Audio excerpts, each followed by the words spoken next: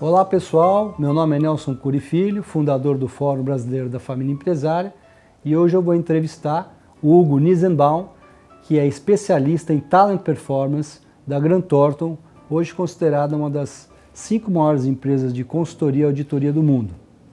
Hugo, tudo bem com você? Muito bem, muito obrigado por estar com vocês aqui. Obrigado você pela presença. Hoje nós vamos perguntar temas assim que eu particularmente gosto muito, que eu venho de uma família empresária, e que é hoje um tema que está muito ligado com a questão da perpetuidade das empresas familiares no Brasil, que é a escolha de um sucessor, que é a preparação, vamos falar de um herdeiro, aquele que venha a se tornar amanhã um líder. Então eu gostaria de começar, como que começa o trabalho de identificação de um talento dentro da empresa familiar? É interessante, Nelson, primeiro definir o que nós entendemos por talentos. Porque o fato de definir um talento acaba gerando uma série de problemas, de comparações que depois a gente não consegue resolver. O que nós entendemos por talentos? Capacidades naturais das pessoas. Sentimentos, pensamentos, comportamentos frequentes. E por ser frequente pode ser aplicado produtivamente. Então, quando eu vou identificar um talento, eu quero saber, pensa estrategicamente, e isto é um talento. Consegue trabalhar com detalhes, é competitivo. Agora, nem todos temos todos os talentos. Um conjunto. O conjunto. A grande questão é, quais são os desafios que a organização tem e que talentos podem contribuir para esses desafios. E hoje, quando entendemos talentos como capacidades naturais, partimos do princípio que isto é democrático. Todos na família têm talentos. E isto ajuda a colocar um foco de forma diferente ao processo de escolha. Quer dizer, não é só eu escolhido e você o preterido. Você tem talentos que também pode usar e podem ser benéficos, tanto para a tua vida particular como profissional. A partir dessa mudança de abordagem, que eu acho que é extremamente importante, muda inclusive a forma em que nós como família vamos nos relacionar. E como é que explicamos talentos hoje? Através de neurociência. São autopistas, autoestradas que nós desenvolvemos no nosso cérebro. Faz parte de um processo de escolha. Que atividades me atraem? O que me interessa? O que eu aprendo rapidamente? Então, nessa escolha de quem vai suceder, nós temos que respeitar estas autoestradas que acabam sendo o diferencial de desempenho lá na frente. Se eu penso estrategicamente, se consigo trabalhar com detalhes, se sou competitivo, ou se consigo abrir portas, estou te dando exemplo de talentos que nós conseguimos medir através da nossa metodologia Mapa de Talentos, e não medir só para o possível sucessor, mas medir para o conjunto, para que o conjunto entenda como se complementa e como se diferencia.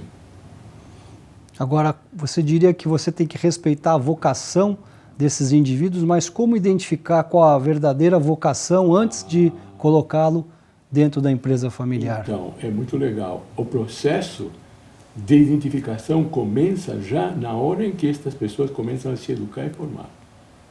Não na hora que estão na empresa, só. Na hora que estão na empresa poderão desenvolver outros aspectos, mas começa lá atrás, começa na própria família.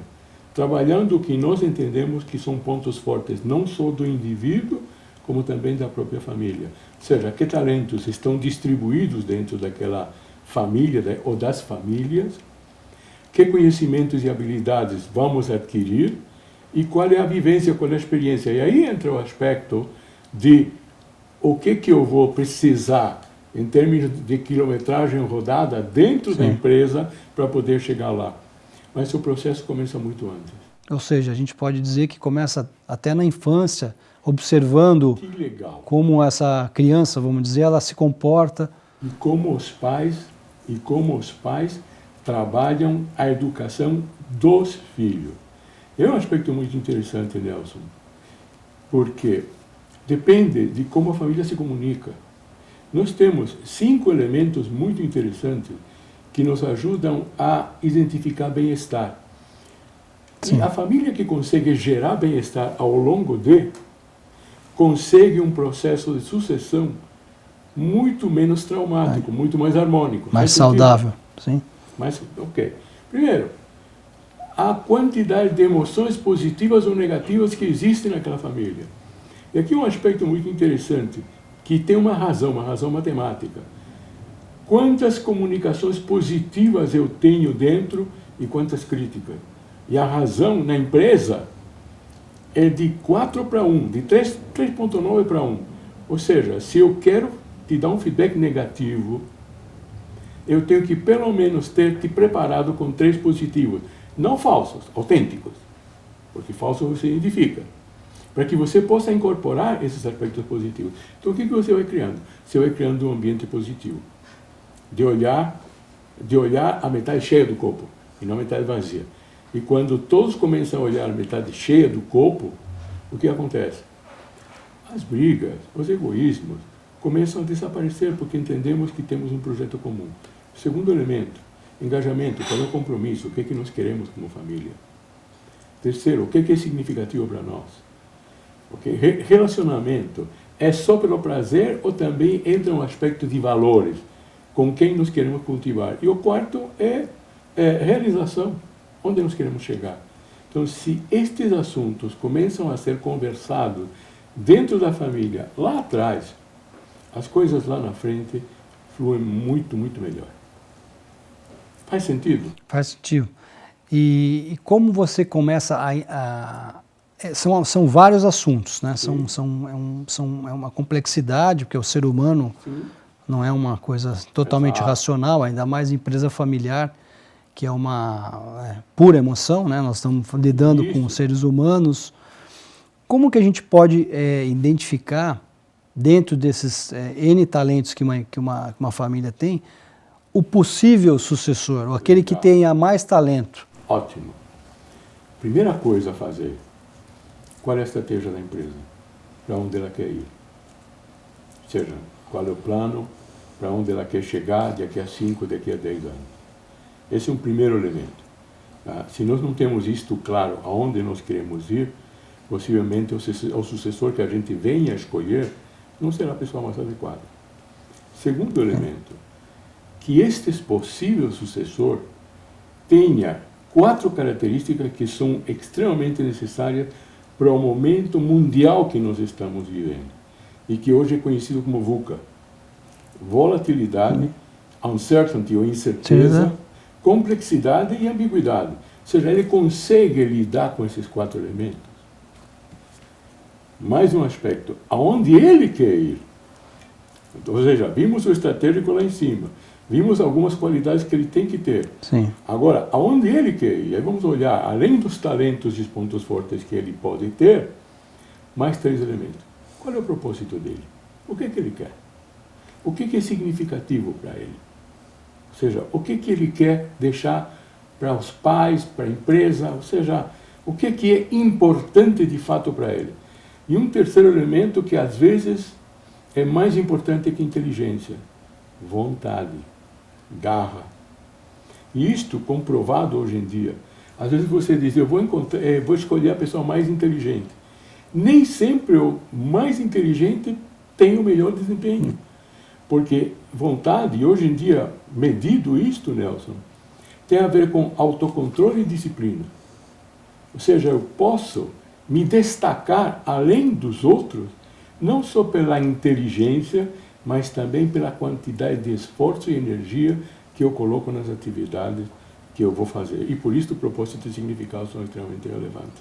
Ou seja, não basta ter inteligência, um QI, vamos dizer, mas também um QE, um coeficiente emocional, para você poder lidar com a adversidade. E um QG, eu diria, um coeficiente de garra.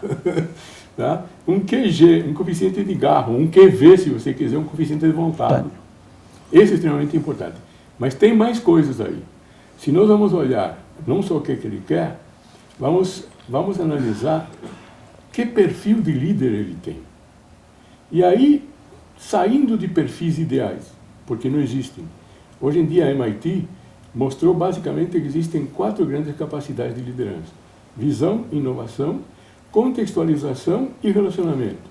Steve Jobs, por exemplo, tinha visão e inovação. Agora, quais destas capacidades, e ninguém tem as 4, a isso que eu empresa ia perguntar. precisa para este plano estratégico que nós acabamos de mencionar lá em cima. Ou seja, a gente tem que olhar o planejamento estratégico da empresa e ver se aquele indivíduo se adequa e ainda mais, indo mais fundo, se ele tem determinação, vontade, Perfeito, garra perfeito. de seguir essa trilha, esse caminho. Perfeito. E é mais, tem mais um elemento aí. Com que equipe? Então você vê. Se ele é um formador de equipe, né? Um formador de equipe, mas quem vai complementá-lo? Porque já que nós não temos todas as capacidades, se eu tenho visão e inovação, quem vai me ajudar a estabelecer o terreno pelo qual nós vamos caminhar? Quem vai estabelecer o network? Quer dizer, quem é a equipe que eu tenho, com quem eu me complemento? E aí é um aspecto muito interessante. Por exemplo, vamos supor que nós somos da mesma família. Te escolheram como sucessor, e eu sou teu irmão. Como eu me complemento com você? A partir do momento em que nós começamos a trabalhar lá atrás, okay, e mostrar a complementaridade, podemos mostrar como é que nós conseguimos nos somar. E tem mais um elemento importante em relação à escolha do sucessor. Quem é o companheiro ou companheira dele? Com quem ele vai casar, ou com quem ele já casou, e em que medida essa pessoa está disposta ou disposto a acompanhá-la ou acompanhá-lo nessa viagem. Agora você apimentou um pouco mais aí a questão. Opa. Eu acho que a gente poderia entrar nesse assunto mais a fundo, que eu acho que é o tema nevrálgico aqui, realmente, que é a escolha do sucessor e como vai ser a escolha dele, como isso vai impactar nos outros membros da família, vamos dizer. Quando você escolhe um em detrimento do outro, como isso impacta nos outros irmãos, nos outros herdeiros, ou nos outros sócios, né? A escolha em detrimento de outro. É que aí que está. E não é em detrimento. Se nós apresentamos isto como detrimento, realmente alguém se sente preterido. Mas a partir do momento em que o processo, e isto que nós recomendamos, faz com que cada um dos membros dessa família lhe seja permitido escolher onde colocar os pontos fortes dele, eu não sou preterido, porque pode ser que a cadeira tua não me interesse. Depende muito de como isso é colocado. E qual é o papel e qual é a função que eu vou ter ao longo dele. Então, todo aspecto de inveja, medo, ansiedade, insegurança, brigas pelo poder, não começam na hora da escolha do sucessor. Vem de muito antes. A dinâmica familiar, eu diria que nós vivemos e crescemos em diferentes famílias. Por mais que nós temos uma educação e a transmissão de valores ela é muito parecida, mas cada um tem uma personalidade diferente, até como é a dinâmica familiar, a educação desses membros durante a vida deles, né? E que não é igual. Não. Porque você, sendo o primogênito, por exemplo, você pode ter vindo num momento da família. E eu, Sim. que sou quem te segue, vim num outro momento, numa outra realidade. Agora, como é que nós conseguimos conciliar isto? Esse é um trabalho que, para nós, não começa na hora de montar o acordo de acionistas ou da família, começa muito antes. Começa muito antes. Se nós conseguimos trabalhar isso antes, na hora das pessoas escolherem onde querem colocar os seus pontos fortes, entender que somos diferentes, respeitar as diferenças, entender que nós podemos somar. Né? Muitas vezes este aspecto é olhado só pelo conflito. Nós temos que olhar também pelo lado da harmonia, pelo lado da negociação. Isso exige uma visão diferente. A partir do momento em que eu paro de comparar coisas que não se comparam, porque você acabou tendo uma educação diferente da minha, mesmo que a gente seja da mesma família, e eu não me comparo com você porque eu consigo admirar você por ser diferente, e você me admira por ser diferente, opa, nós temos como fazer pontes. É como você colocou, como complementar Isso. as forças dessas pessoas para que elas somam e não dividem energia. É muito interessante isto, porque o que nós temos que mostrar dentro da família que o que interessa não é a inteligência individual de cada um, é a inteligência coletiva que a família pode e deve gerar. Hugo, eu diria que é muito interessante, é como se fosse uma quebra de paradigma, é uma nova abordagem, é um novo approach com esses membros familiares, mas eu insisto numa pergunta, é como explicar aos outros membros da família essa escolha, ou seja, como lidar com os egos, os medos e as inseguranças daquele que não foi escolhido. E como valorizar aquele que não está hoje dentro da empresa familiar e que foi educado, vamos dizer, foi preparado, entre aspas, a vir a assumir aquele cargo e que não vai ser liderado por ele. Eu vou te dar um exemplo de uma instituição financeira com a qual nós trabalhamos, que também de fato uma empresa familiar na sua origem. Foi escolhido para ser o presidente daquela empresa.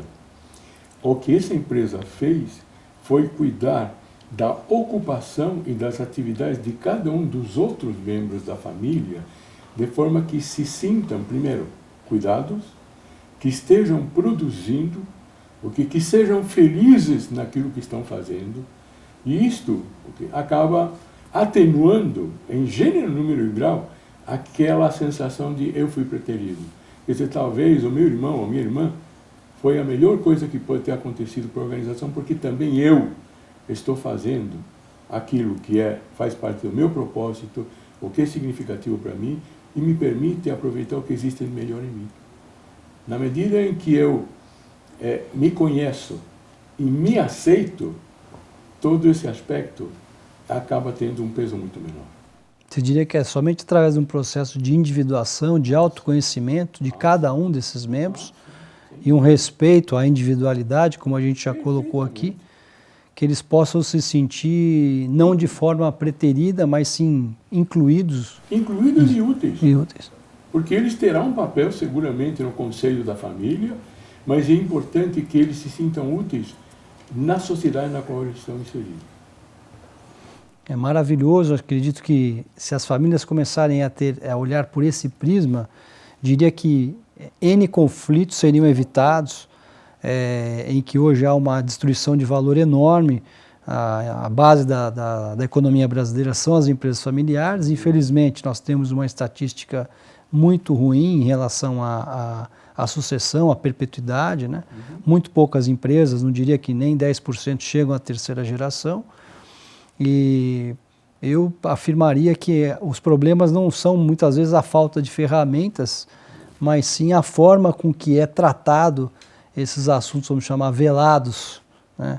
Que se forem trazidos de forma mais transparente, mais um processo justo, teria um sucesso na sucessão familiar. Perfeito. Acredito que você veio a contribuir muito com os anseios e com as cicatrizes de muitos, vamos falar, membros de empresas familiares, gostariam de estar sendo tratados dessa forma. Obrigado pela presença, tenho certeza que a sua colocação foi muito bem-vinda e não deixe de nos acompanhar em nossas mídias sociais, www.fbfe.com.br. Espero vocês lá. Um abraço.